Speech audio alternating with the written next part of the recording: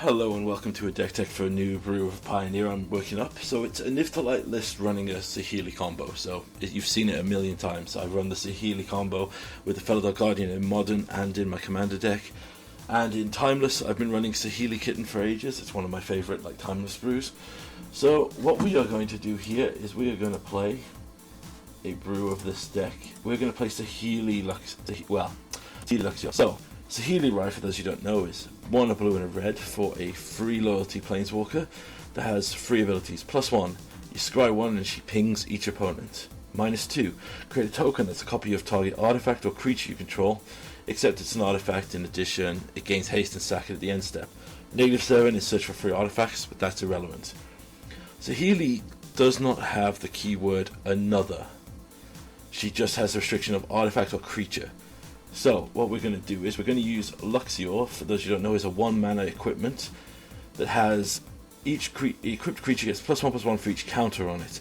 Equipped permanent isn't a planeswalker and is a creature in addition to its other types. Its loyalty abilities can be activated. So for 1 mana we can equip this to a planeswalker. So what this will let us do is we equip this to the Saheeli and then we -2 her on herself. That creates an artifact copy of Saheeli that will die at the end step. But since that copy is an artifact, we can -2 on that artifact to infinitely make Saheelis. Now they will die to the legend rule, and we're going to abuse that here with Cruel Celebrant. Whenever Cruel Celebrant or another creature or planeswalker dies, each opponent loses 1 life and gains 1 life. The keyword there is planeswalker. So with these 3 cards, what we can do is make infinite Saheelis that die infinite times. Well, infinite copies of Saheeli that die, causing Cruel Celebrant to completely drain out our opponent. But, as you know, I like playing this obviously in a Niftalite shell, so obviously we're running Niv Mizzet Reborn and the Niftalite spells. The Niftalite is a little awkward in this deck because obviously the only thing we can grab is the Cruel Celebrant. We can't grab Saheeli or the Luxio in this. But, as I said before, when we build combo, we should probably look at it being the second line. So, first thing I'll address is we have a little bit of interaction here with Justice Strike, just to take out any creatures which are problematic. The rest of the deck is more of a creature-based thing that is just going to slam into our opponents. So, how are we going to do that? Well, we've got our favourite Deathrite Shaman here, good graveyard hate, good at keeping other things under control, and can be also a little ramp if our opponent's foot lands in the graveyard or we have. Cruel Celebrant's been explained. I'm trying out Evangelicist of Symphysis because it basically loots when it comes in. Then basically all these creatures you've got to remember, with Saheeli, we essentially have a way to make a copy of it really quick. Evangelical Symphysis has a nice ability that it will gain menace and +1/+0 if you've drawn a second card. And obviously if Saheeli makes a copy of it, the second copy with haste will draw that second card and we can swing in for a little bit more damage and get through. So that's why they're there. We've got a Lazav here. The Zap can become a copy of anything in our graveyard. Basically, this is kind of an emergency Cruel Celebrant if we need it. I might be changing him out. We have Voidwing Hybrid, which is a little toxic creature that lets us hit for toxic, and we don't proliferate, but it's another little threat. Then we got a little bit more in the interaction I did forget about. We'll put that aside here. We have Dreadbore and Angrath Rampage just to answer some threats if we can't deal with them. We have Ruby, the Daring Tracker. Ruby has been growing on me. She's red-green for a haste 1/2 that can tap for red or green. So she's pretty good, like ramp early game if you have to. But also, if you have a 4 power creature, she becomes a 3/4. So she's a pretty good swinger in the late game if you've built your board right. Voice of Resurgence. Nothing needs to be explained about this card. It has a great presence, great amazing counter to control and play in your turn decks. Always good to have. We have Manticore the Overseer.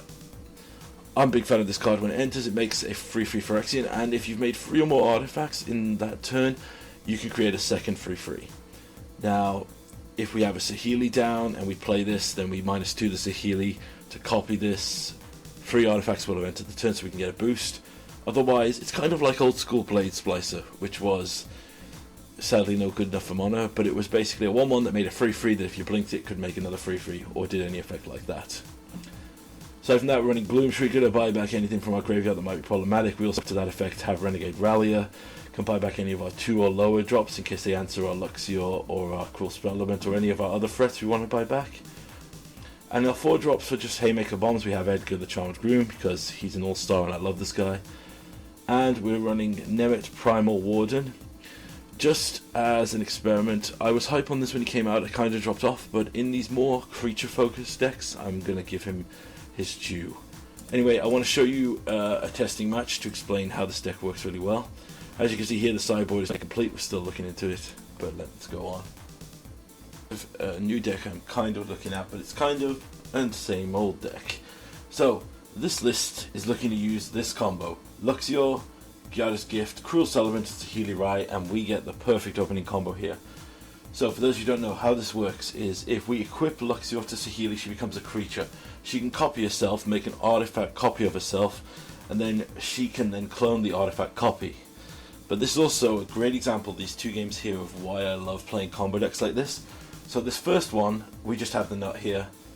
We put out Saheeli, our opponent, we wait and see what they do. They play a Search for a Scanter. I'm pretty sure there's nothing that can interact at instant speed.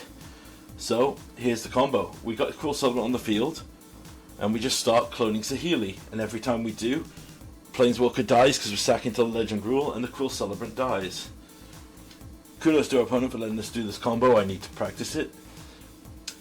But, as you saw in the tech that I discussed earlier, we built this every way I like to build combo decks, where combo is plan B. Like games like this where we get the nut draw, it's absolutely amazing. But conversely, we can also get games like this, games 2. Now, our opponent knows that we have a combo, so he's bought in hate for the combo. We, on the other hand, have an awesome hand now where we can just throw out creatures and pressure the board. We get double Saheeli, so that's fine. This is an early build, so there'll be changes as it goes. I will probably make this on Pioneer, not Pioneer, on Arena eventually, but I like using the testing ground here because I don't have to use wildcards. Our opponent finds Midnight Clock here, so our Notion Thief is hilarious. Malachor, the Elephant Phyrexian, is great to just put 2 bodies on the board. It's kind of like the old school Blade Splicer. Opponent just slams out more enchantments. They're more of an enchantment-based control deck. I think they're looking to wheel and get us to have no cards in hand. So we'll just get a Saheeli on the field. We'll minus her. Like I said, we're not going for the combo here, so we're just going to put more pressure on the board by making another 3/3. Our opponent gets a 4/4 block on the field. Gets another Birth of Meletis down. Plays a Restless Anchorage. So they are now looking at this. But also, they know there's threats on the board, but they know that we could just go off with 2 other cards, and we do have 2 cards they don't know about in our hand. But at the same time, we've put an incredible clock on the board here. Our opponent's down to 8, and they don't appear to have any interaction for it. As you can see, the clock is up to 5, but we now have the ability to Notion Thief. Another reason as well Deathright Shaman is going up in my estimation here is against Search for a Scanter matchups. It's great to just keep chunking away at their graveyard. Opponent animates the Restless Anchorage, showing to me that they probably don't have a way to deal with all our creatures. But again, they're focusing on Saheeli because they're just terrified of the combo coming out. So we'll just flash in the Notion Thief, see if they have anything here. They don't. So on our turn, we'll untap, throw Edgar down. This will give Ruby the boost she needs. If you attack when you have a 4/4, she gets +2/+2. So basically, we slam everything in here.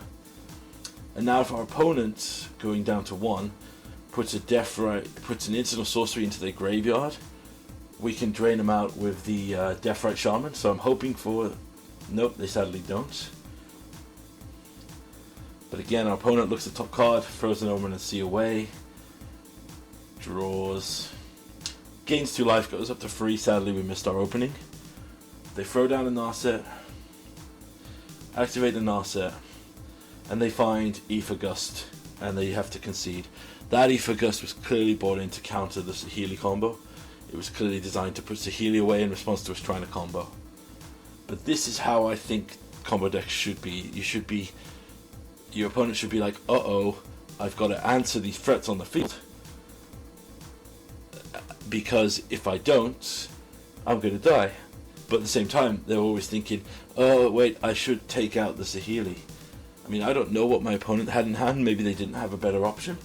But maybe the Restless Anchorage as a blocker to just chip away at some other creatures would have been preferable as well. But anyway, that's the little little demonstration of the deck. It is far from complete, but I'll keep working on it, letting you know.